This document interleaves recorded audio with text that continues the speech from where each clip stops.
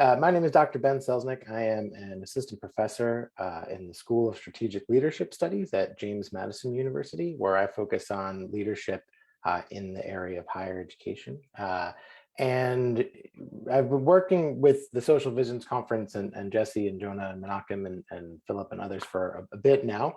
When they do this, I want to try to get together people that I know and people that are interested in these topics to kind of have more of a conversation about kind of on a theme here. And so the theme today, we've talked about it kind of as reflective learning for interconnectivity. And this started with a conversation between myself and Jonah about thinking through how does reflection play a role in learning, right? And what does that mean?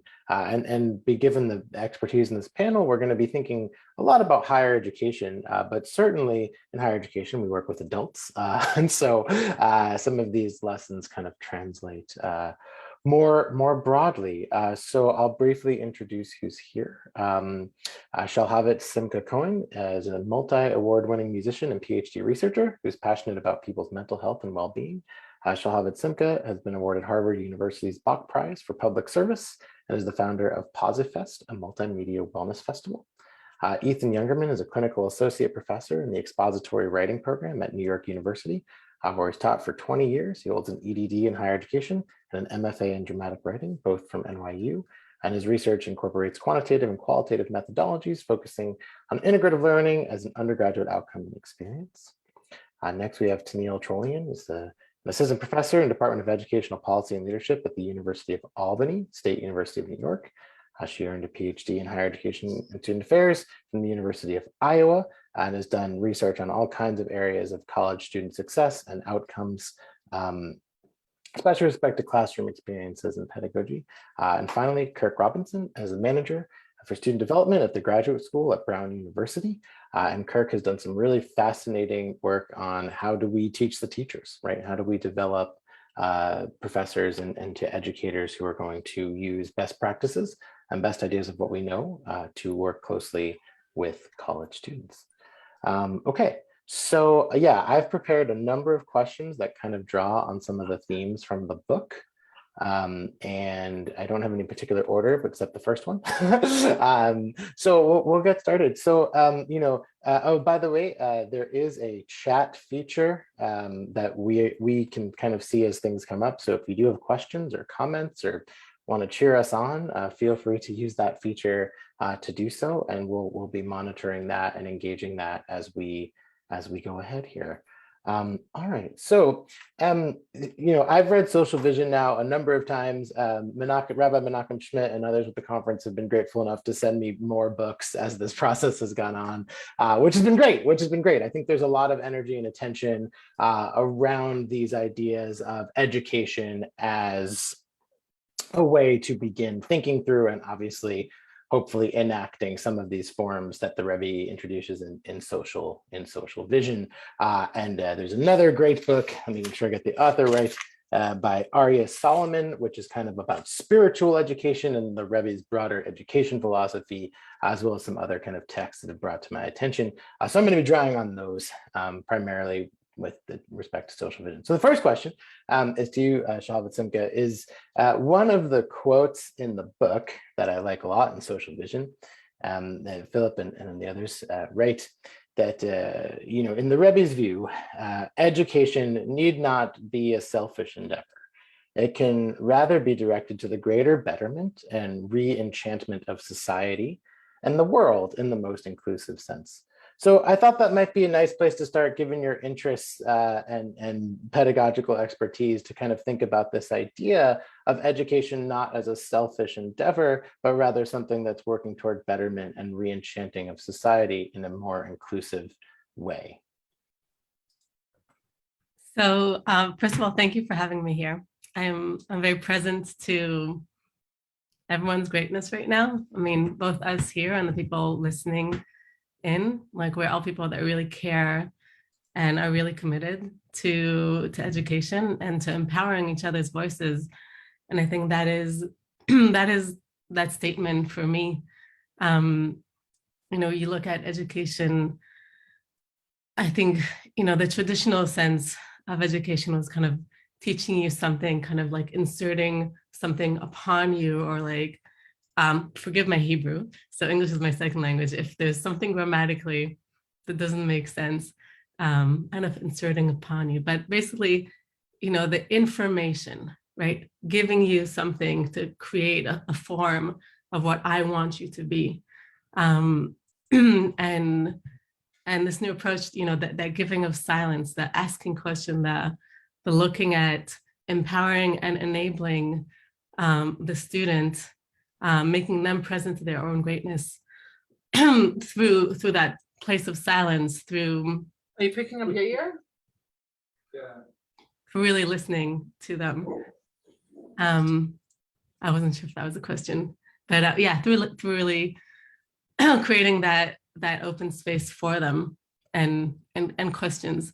So that was kind of that take of where I see it. And I could keep on going, but I want this to be a conversation. So I also really, really, oh, I can see, the chat box is in my way now. Is it Eitan or Ethan? Oh, it's Ethan. Ethan. So I just also want to acknowledge you specifically when I came into this. So it's I'm in Edinburgh right now. I'm in the capital of Scotland. It's 4 p.m. here.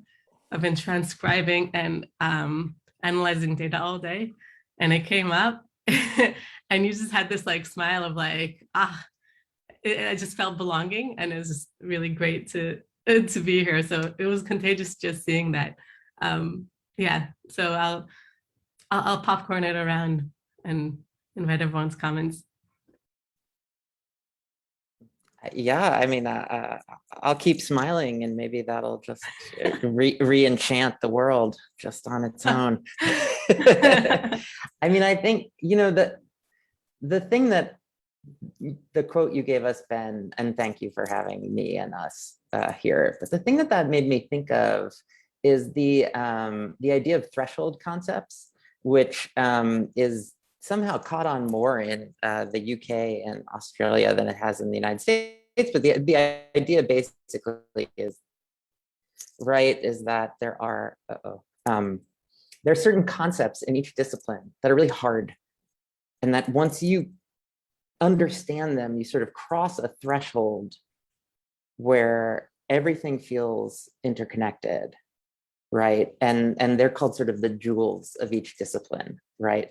And so what I feel like is missing from that quote actually is a sort of yes and kind of thing, right? Because I think there's an individual challenge for each individual student to cross the threshold on any given threshold concept. But then once you do, I'm trying to make a hand gesture to the camera, right? Once you do, there's some kind of opening up within that discipline, across disciplines, right? And that's a kind of social re-enchantment that I think goes past the individual. Yeah, so I don't know. There's something about the individual struggle leading to something more than the individual that feels resonant for me.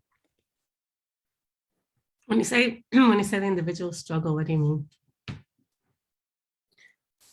Well, I mean, I really love the idea of learning being this social thing, and the whole world changing because of learning and blah blah blah. But eventually, there's an individual student who's having individual challenges with any given individual concept, right? And so threshold concepts is a sort of way of approaching the curriculum and identifying that, hey, in sociology, the concept of the other is like a critically hard thing that a lot of students struggle with.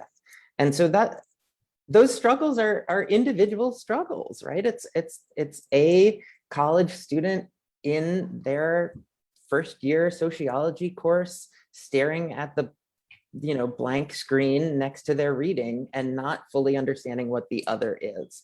And yeah, so I like keeping that individual struggle in mind. Does that make sense? Mm-hmm. Yeah.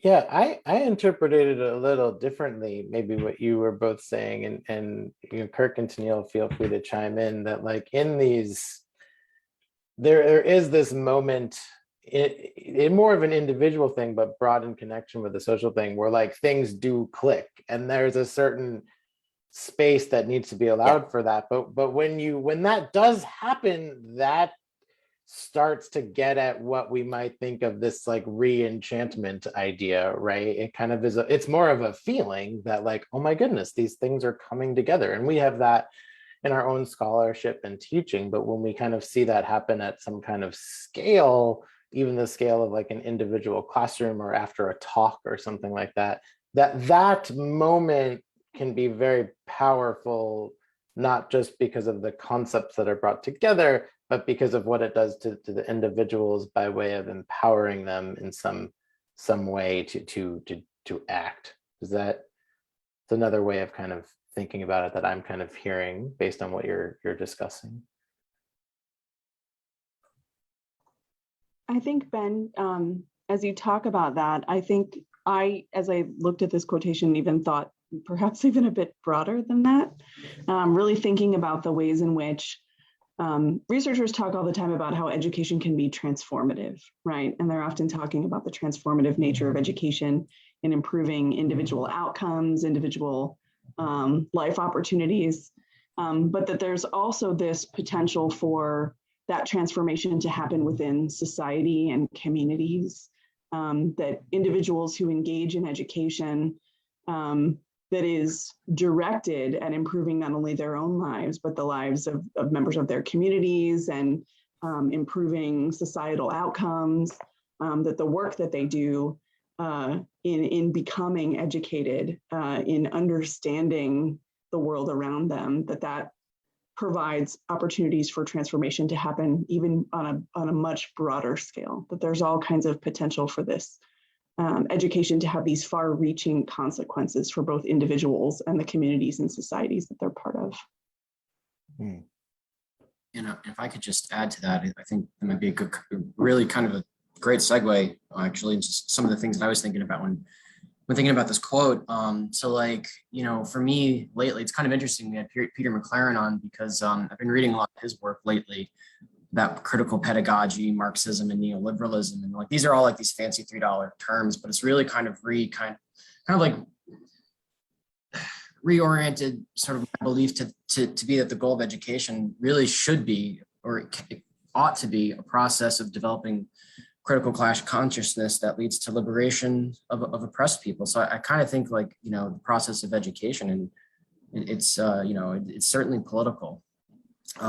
There's kind of like that sort of a subtext of that, maybe not even subtext of the quote. So, so if that's my, philosophy of education, then education then really can't possibly be like a selfish endeavor, because it's about providing people the tools that they need for liberation, personal transformation, and ultimately a different society that's better and more inclusive for the many. So those are kind of some of the ideas that this quote sort of evoked for me. I don't know, people think. Yeah, I mean, maybe just a broader question, like why and how and in what ways is education that space, right? Like why not other places? Why not, I mean, it can be other places, but why is education often talked about in these ways that are, knowledge to development to action to society? I mean, that's a fairly, whether in the Rebbe's writing, in religious writing, in non-religious writing, in field of higher education, which some of us are affiliated with, in the arts education. I mean, this is a common refrain throughout education. I'm just kind of curious to hear, why, and maybe the most broadest interpretation of this, like why is education looked to as that social location for this to happen? Can you clarify the question? Why does education look to that certain location? So like why is education the place we're talking about it in this hour, but we've all talked about it in various ways. Why is education looked to as this place, or one of the many places, but an important place, a very important place, for which this re-enchantment comes about, right? Why do we think, okay, education, that's a main place where this has got to happen, whether in the formal side of it, in the higher education side? Why is education that place? I guess it starts with, how do you define education? Is education the school? Is education what's going on television and the radio? Is education our personal example? I think the distinction of education could be something that we clarify between us and to ourselves. I think for me, education is a very broad term that is kind of the intention of education means, to promote something. So you could say that marketing is education. You could say that self-development is education. But yeah, I think specifically, we're looking at the institutions. My personal work is with young people, young adults. So the high school stage, which, in my personal experience, that was a time where I'll jump to my psychology expertise. Like, when we develop our perception of ourselves, this is, as a baby, the world is me, right? If I smile, mom smiles. If I cry, my mom frowns. Like, I am the world. And then, age 2, 3, I, start realizing that mom is not doing the same thing that I'm doing. Wait a second, right? I'll smile and mom doesn't smile, or she might be busy or talking to a friend. I'm like, wait, so if the world is not me, then who am I? I know it. I'm probably what they tell me that I am. If they smile to me, that means I'm good. If they're angry at me, that means I'm bad. And like, our perception of ourselves starts developing. You get to like preschool and suddenly, oh my gosh, I am what my friends behave to me. And you start developing your self-perception. When you get to high school, you suddenly, it's not my family, it's not my friends who define me. Wait, who am I? So it's, so I kind of like that place in life. I feel like we kind of take for the rest of our lives. And we get more calm about it as we go through life. But, I like having conversations with that age of education, as kind of, shaping the world. So, like when I say my education focuses on young adults, it really focuses on anything from then and on. Because I kind of feel like we're all kind of young adults that we grow up, but we still take that with us. That's where I connect with. And I guess each one of us has that area where they focus on what they see as education. Yeah, I want to bring it maybe to you, Ethan, because you work very closely with like people right on the other side of high school in the kind of first year, new to college program. And I know we've talked a lot about how you try to intentionally build reflection into the course experience and into, class time and out of class time, so that this developmental journey has some space to continue, right? So can you maybe talk more about that? Yeah, I mean, I think, we you can see the work of my first grade kids behind me. And we just went to their school to talk to their teacher because we were worried about whether they're learning reading fast enough. And their teacher was like, they're doing fine.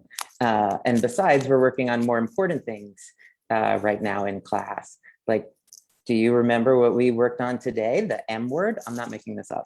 And my kids were like, oh, yeah. Oh, I forget the word. And the teacher in this like very sing-songy first grade voice was like, remember, metacognition. And this is, public school, Lower East Side. So we were thrilled, obviously, right? But I think like we understand the importance of reflection in learning. right? And, you know, going all the way back to David Kolb in the 70s and 80s, this sort of understanding that you can't close the cycle from conceptualizing to experimenting to experiencing until you reflect on that process, right? But there's something about, there are a lot of things about the higher education space that I think militates against that kind of reflection. I think it's disciplinary. I think it's the pressure of coming to a new place. And I think, you know, for me as a writing teacher, I see writing as a really obvious space for reflecting. And in my research on student writing, like you can see it. You can see these moments where students are reflecting on their past selves as writers. And it often ends up being, you know, very iterative. Like I'm thinking about myself and that makes me think about myself and that makes me think about myself. And I just think that kind of awareness of yourself as a learner, which is, you know, I don't know, really encouraged in first grade, apparently, seems crucial in the first grade of college to me, because they're entering a new kind of learning space. Like even the really well prepared prep school kids who are in supposedly high school environments that are like college are not in environments that are like college.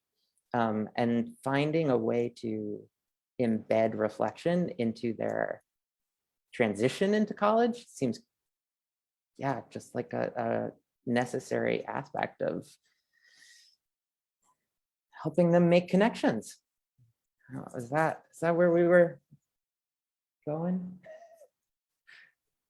Yeah, I think so. I mean, I think it's thinking about, you know, kind of that in this reflective space, and others can feel free to jump in this reflective space. And I think to your point about colleges are, you know, agitate against it. It's kind of like it's like the Taoist concept that like what makes the wheel go is actually the nothing in the center, right? That's what makes the wheel spin. And it's that kind of idea. It's like, well, okay, students are just sitting there doing nothing. And it's like, well, hold on a second. Like they've just had hours and hours and hours of this, that, and the other thing. And I'm giving them 10 minutes to just like sit and think and process and maybe journal a sentence or two. And those 10 minutes are crucial to their learning and development, even if from the outside it might look like no teaching is happening or something like that, you know. And I think that's an interesting tension with reflection and its role in learning. Is it doesn't look like, obviously, like when we think learning, right, to what we said before, like we think old school learning, like teacher talks, students listen, information gets dumped into brains and we move on. It's like, that's like, we know so much more now about brains and societies and people, and we know so much more now. And yet, like when based on this knowledge, you know, educators advocate for reflection, it's like, well, that's not learning, that's not teaching, that's not a good use of classroom time. And you know, the struggle continues. I mean, like, the struggle is real. Kirk, Teniell, any thoughts on that? I would add to that, you made me think a little bit about sort of one of the purposes of reflective learning is to improve depth of learning. And one of the things that comes up often when we talk about education sort of in a broad sense and curriculum in particular is there's a lot of criticism about the breadth of curriculum, right? That students are learning all of these things in a range of subjects or a range of topics. And I think often, you know, for the sake of time, we think about, you know, well, you know, we have to get through particular content, right? And teaching is sort of directed at how do we get through everything and make sure that we have sort of the breadth of understanding. But I think the depth of understanding is perhaps even more important.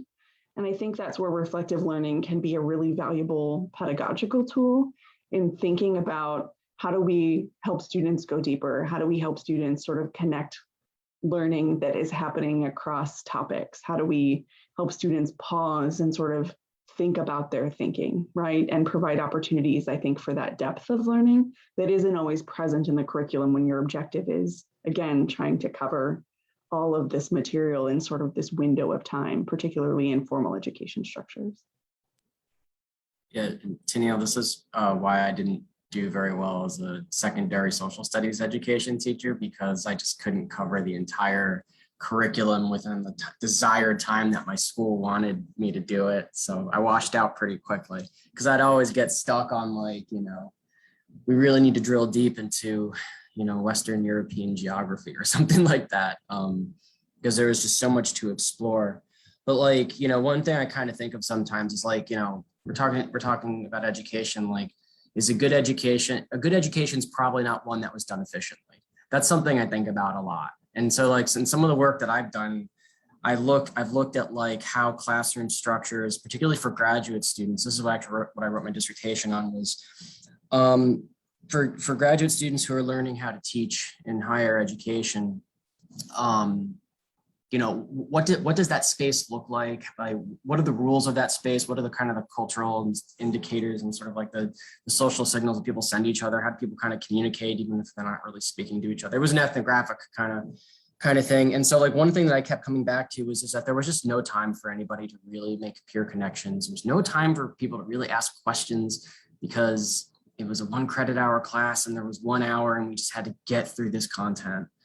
And like, we all, I think, I don't want to speak for everybody, but it seems like a lot of us have done some teaching in our time. And it's just like, it's an incredibly difficult thing to do. It takes years to get good at it. You can actually get worse at it as time goes on. It's not one of those things. It's like, because you can get into bad habits. Like, it's incredibly difficult and dynamic. So like an efficient process of like a process of trying to teach graduate students how to teach, if it's built on efficiency, it's probably not going to go very well. And that was kind of like one of the big conclusions, I suppose, from my work, was like the structure of this class and the way that this is set up, I don't think is going to yield the kind of results that we want, or maybe it is the results, but I don't know. So, so that's kind of some of the things that we've been talking about. Maybe reflect on that, I guess. Well, and it's also, Kirk, I mean, it's so brilliant because if teaching is hard and nonlinear, if good teaching involves a certain amount of experimentation and improvisation, right? There has to be reflection built into that learning process if you're going to even just identify the good and bad habits you're tripping into as you first start out as a teacher, and it just feels like that sort of space for, wait, what did I just do? Wait, how did that just work? That has to be part of teacher education, at the higher ed level, at least. Yeah. Yeah, and just to continue on that, there was another quote that I pulled out from the Solomon book, and it does. I think the some of this language is bridging the teacher and the student. I mean, obviously that's a close relationship. It's not just one-sided, but talking about basically, if you want well-educated, whatever we're going to define that as, individuals, you need teachers who are also kind of mindful in this. Like Teniell and I talked with people working on something yesterday for something for her, and it was all about like faculty-student interactions and how do we talk about those interactions and why, how do we think about faculty's development through those interactions? It's not something we talk about as much. We're like, the student, they met this level of proficiency, and we don't really talk so much about our own self and how we might. One of my colleagues who actually participated in a forum here last time was talking all about like modeling. Like, how do we, if we want students to take time to reflect and develop and understand, and what we're modeling is go, right? There's go, and then we say, okay, now reflect. Like, not only is it going to feel unnatural, it's not, to Kirk's point, it certainly has a way less likely chance of happening as we might intend it to. And so there's this idea that, like, even when our students aren't meeting objectives or things like that, and that should become motivation to educators to kind of seek out creative ways to think about how we can do this. And I'll extend that a bit, is that I think, points of reflection where we might draw on other experiences, other ways we've seen people do stuff. I mean, like, other parts of ourselves to bring into our teaching, I think that's a very important part of this story as well, of how we go about emphasizing reflection as a component of learning and of our own learning as educators, right?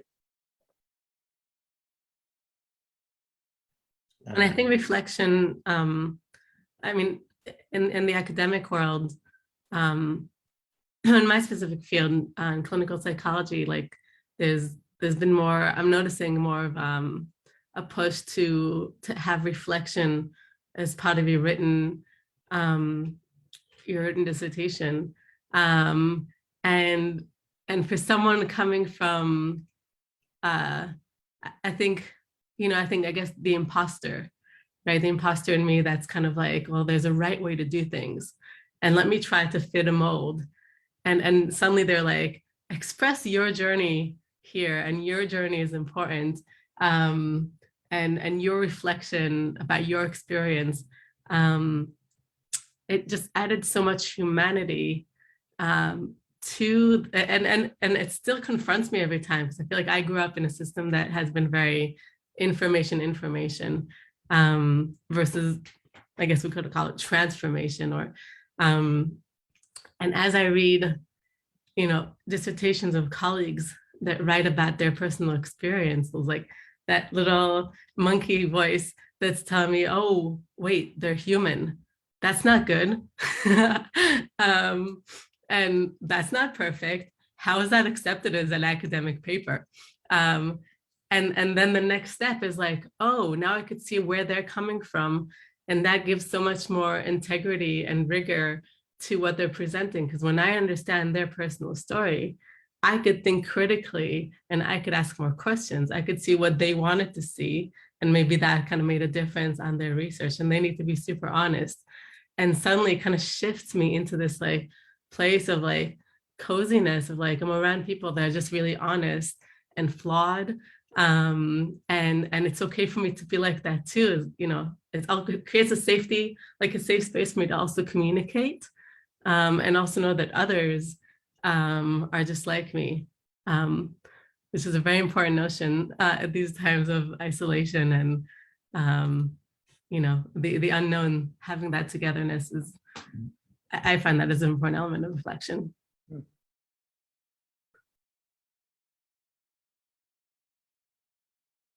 And the transparency of reflection, like talking about your reflection and sharing that reflection.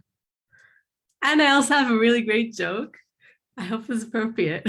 It's a Jewish one. But I guess we're allowed because we're all Jewish. But it's kind of like, why do so many Jews, win big prizes like Nobel Prizes and all that? You probably heard it before. So why do we win so many prizes? Because of Chazarat Hashatz, which is in the Jewish prayer, there's like the silent part where everyone reads themselves. And then after that, the leader reads the whole thing again. And a lot of people kind of doze off in their head. So we have like a structured time. So I don't know if that made sense, but we all have in synagogue a time where we sit and everything is repeated again, and that's where our mind wanders. It's kind of like a time for reflection. Anyway, it's another reflection on reflection. Yeah, and I was gonna put it to Ethan too, just given this kind of concept that we talked about, to get to this interconnectivity, or some ways we've talked about it as integrative learning, and it is right. I mean, it is those moments where you're kind of just like having to sit there and almost like start piecing together parts of your brain, because you're so just like, what? Oh, wait a minute. Those like aha moments, that can happen at any time. And again, I think there is that. I mean, we know this certainly from some of the theory of what we talk about as integrative learning, but certainly the practice of integrative learning, where we are able to bring knowledge streams together. And the key part of that and Ethan can elaborate, but a key part of that is it's not just I put together, concept A and concept B and make concept C. It's I put together these concepts and my own self in relation to those concepts, and that's where the real magic occurs. So yeah, maybe we talk more about that connection between reflection time and connection time, I guess. Yeah, no, it's great. I mean, right. So integrative learning is this construct of being able to connect, apply, and or synthesize, right? And I think for me, one of the crucial elements that you're sort of underlining, Ben, is like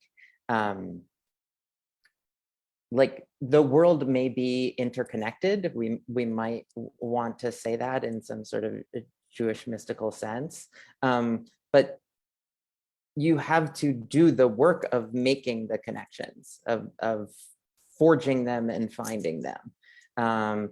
And especially for undergraduate students, there's a real danger of feeling like the world is disconnected, or rather that the experience of college is disconnected from the learning experience of college, right? That the classroom has nothing to do with the dorm. And I'm coming to you live from a dorm. I'm a faculty fellow in residence, which means I live in a first year hall of about 600 students. And that's a vague way that NYU is interested in breaking down those barriers. But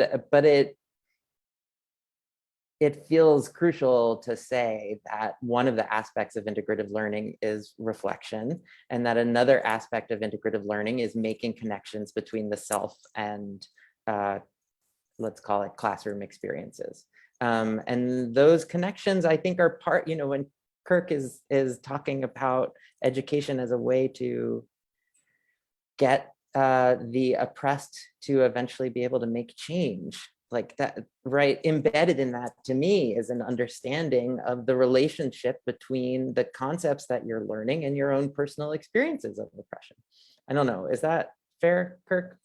Like, Yeah, I completely think that's fair. 100%.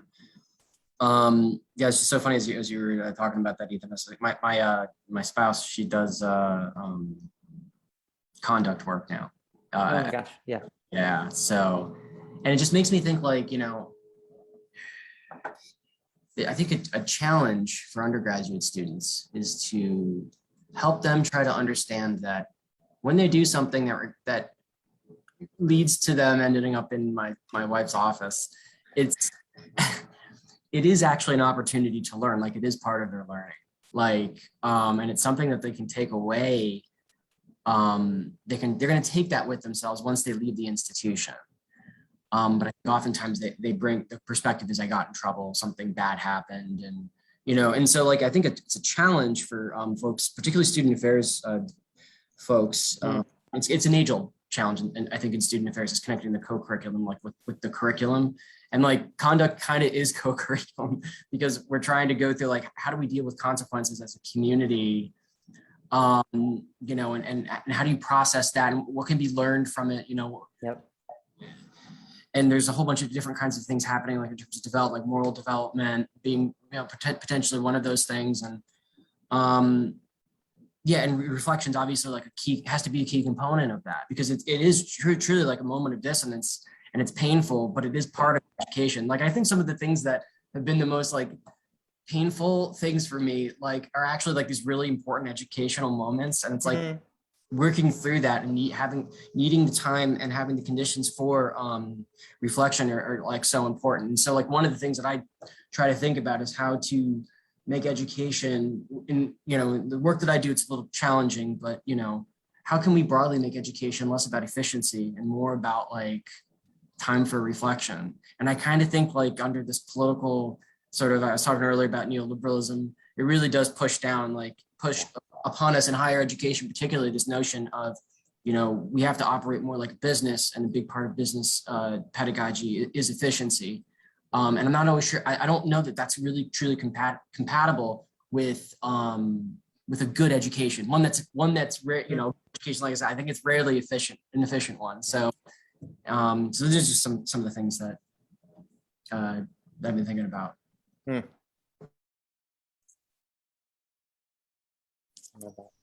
I think you're both making me think a little bit more too about the ways in which we sort of construct educational structures and how it can be really difficult to integrate learning across these educational structures, right? Like we've defined everything by courses and credit hours and classrooms. And I think the way we've designed the curriculum, particularly in higher education, but I think this is true in primary and secondary education too, that we've designed these classroom boundaries and credit hour boundaries around knowledge. And it's really difficult to integrate across those lines in so many ways. And so I think there's potential, Ethan, you made me think a little bit about the potential for integrative learning to be, integrating with self-understanding and even perhaps in the other direction, integrating with thinking about community and society and these bigger sort of entities in which knowledge sort of needs to be translated. And I think there's a lot of potential there, but I do think it's challenging to think about how different areas of knowledge or different forms of knowledge can sort of be brought together in those ways. And AAC&U has written a lot about this like integrative learning idea. And they talk about some of the challenges of even trying to integrate a curriculum across an institution, right? Even trying to do that within a single higher education institution, because you often have students who are taking college courses at 2 different colleges or transferred from one institution to another, or stopped out for a period of time and are coming back 3 years later and don't necessarily remember or think about some of the courses that they took previously. And so how some of those sort of structures of education and educational settings can be really challenging in thinking about how we integrate learning in intentional ways. Yeah, I mean, just to build on that and on what Kirk said, I sit on our university-wide student conduct committee. And I had this freak out the other day when I found out that one of the punishments in their toolbox is asking students to write a reflective essay about what they did, how it affected your community, what change you're going to make. And I was like, wait, what? And who sees that essay? Who, what are we learning from those essays? And, the student conduct office is like, no, we read them and then they're off probation. But so there is a structure that no one can even see, offering students this chance to integrate across the curriculum, or at least on the sides of it.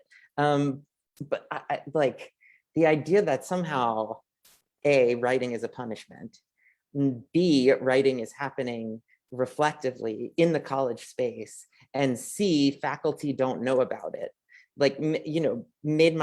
made me really excited as a researcher, and as a faculty member and community member made my steam come out of my ears. So yeah. Yeah, and that brings up, Joan asked the question about, how does pain help the student if they're unaware that they are in a learning process, right? Which is exactly what we were touching on. Is there a way for the student to recognize, one of my bosses modeled behavior, I didn't know they were doing that, so came away with a different concept, right? And so this idea of how do we help the student recognize, they're being educated? And that's a big and important question. I mean, I can maybe briefly answer. I work with graduate students, and a lot of them, want to go on and be faculty, or they want to go on and be do trainings, all this kind of stuff. They want to have some education focus with what they do. And so one thing I tell them every time I do anything in class is I'm very narrative and transparent about my decision making in what I do, because I don't have, a ton of time to train them as teachers as much as I would like more time. I actually advocated once for more time to have an entire developmental course on it, and I was told I could have a 1-week module, and then I left because my director was like, what do you think? And I was like, that hurts every fiber of my being, and here's why. And oh man, you know, so like I was pretty, I was like, I'd rather not do it at all. But part to the question, and I'd be curious to hear your all thoughts, is the way I try to do it is I'm extremely transparent. You know, I'm saying I'm doing this because of this, or certainly when we pivoted into, you know, COVID world, I tried to be even more transparent because I felt like, well, you know, control what you can control in the environment and try to create a supportive and safe environment. And part of that was I'm doing it this way because I'm based on my knowledge and experience. If you don't like this, let's have a talk about it. But here's why I'm doing it. In other words, trying to make things, like to your punishment example, Ethan, not seem completely and wildly arbitrary is probably a good place to start, because at the very least it's an invitation that it's a dialogue, it's a discourse. It's like, I am the educator trying to figure this out, and here's how I've come to terms with it and made sense of it, and now I'm explaining that to you, the student, who is in a position of trying to, you know, it's not just like, of course I did it this way, like, this is the way it's done. You know, it's back to that discourse learning partnership. So that's how I've addressed it, but I'd be curious to hear others' thoughts on Joan's question there. Yeah, I think often about how educators often are sort of gatekeepers of knowledge and gatekeepers of learning. And whether you're talking about educators as being people teaching in classrooms, or whether you're talking about student affairs professionals or staff teaching in sort of co-curricular settings, I think often we design and structure learning in ways that are not transparent to the learner.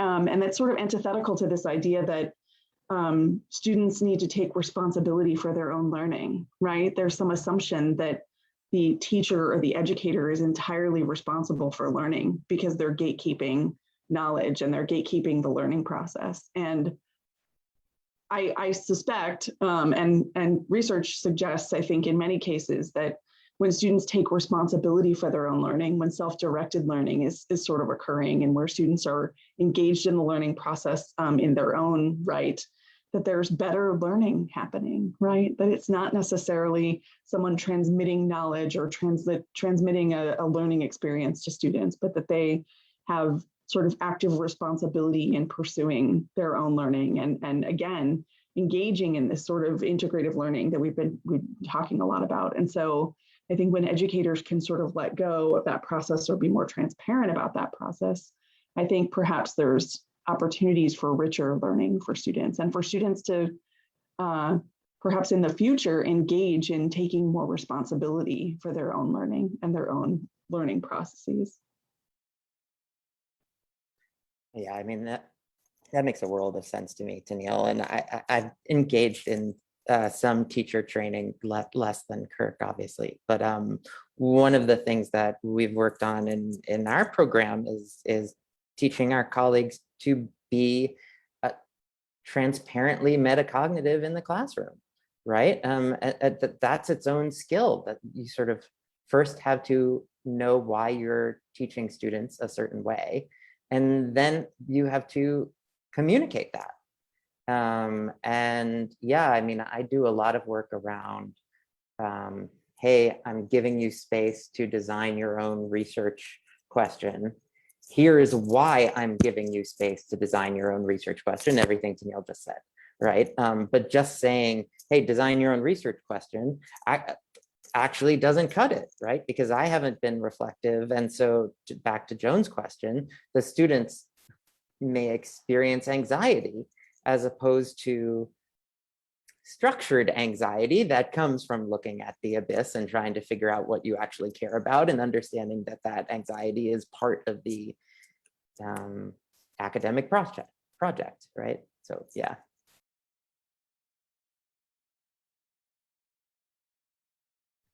I just had a conversation, I don't know if it was yesterday, but a student who, you know, we had like a reflective conversation, and it was done, you know, as part of like feedback for some of the things I was projecting. I make music videos on mental health. So this was actually, it was called, Is It Okay to Have a Bad Day? We have 16 participants talking about their advice for themselves when they're having a bad day. And I've been projecting it around the world. And so I'm meeting different students that are happy to give me more response of how it affected them a few days later. And it was a great conversation and very reflective. Um, and with all that, right, the person was very vulnerable and sharing how, the video helped him realize that he's not the only one who goes through a hard day. And even with all that, we ended the conversation and he was like, whew. He's like, I'm sweating. I feel like that was a test. And I was like, oh my God, we're so used to being tested that even when we reflected, we're like, was that good enough? Yeah, so I totally resonate and really acknowledge you, Ben, for and you, Ethan, and like all of you really I think that the leading by example, like when I don't remember which one of you said that, but I just like took a moment and I was like, stared outside the window and I was like, uh-oh. The past, I have PhD last year, right? Deadlines.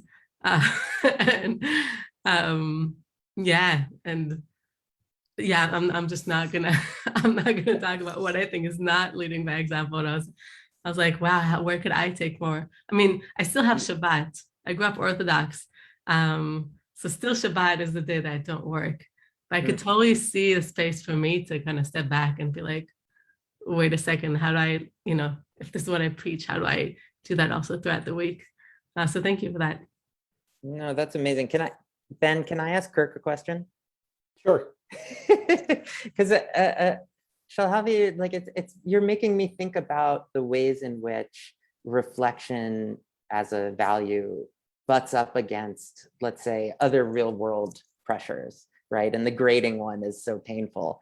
But Kirk, I'm wondering about like new teachers about to enter the job market and the sort of hard pressure of that against the goal of inefficiency and the ethos of reflection. Like, how do you see those butting heads, or how do you avoid them butting heads? Or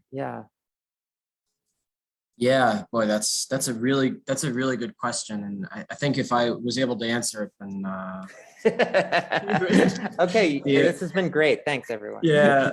No, I think it's incredibly difficult. Like, it's incredibly difficult. It's like one already has to, one entering the market and preparing to become, it's to become a professor and to sort of do that work. Like, it almost seems like you already have to have the frame of mind that this reflection is an important thing and it's going to be part of your teaching ethos in the first place. But assuming that you do, I just can't even imagine how difficult that is. Like, that wouldn't interesting. I mean, and I'm sure it's probably been researched, but like, it would be really interesting to do like life histories for people who are going through that process and understanding how they make sense of those kinds of external pressures that they face to do all these different things that their first years being on the job, while also trying to do the kind of work of being, creating spaces that their students can be reflective while also having spaces for themselves to be reflective. Like, I don't know how you do that. Like, for me, that question is too much, or that situation is too much, because I didn't pursue it. It's just like, oh, I can't do that. It's like, and I guess like through my own process of reflection, like these were kinds of the reasons why. It's like, I feel like I'm probably being set up here to not maybe be successful and be put in a situation where things aren't going to work out so well for me. And I think that part of the reason why I came to that conclusion was going back to my experience teaching middle school, because I felt like I was really kind of put in a position where I couldn't do these kinds of things that I wanted and felt like I needed to do. So I was, well, I really can't be here then. I have to do something else. And that wasn't, it's working through the dissonance and reflecting through that and coming to that conclusion. So that's why, I mean, I greatly respect people that, that try to meet these challenges head on, I guess. Yeah.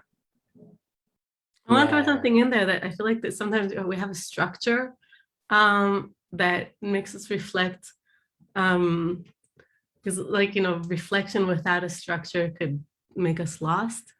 And there I was last night going to bed being like, right, there's this conference tomorrow. It's a Jewish conference. how do I present myself in a Jewish context? And, you know, as I'm kind of dozing to sleep, like I was reflecting about that. Now, if I didn't have a Jewish conference, you know, I would be thinking about other things.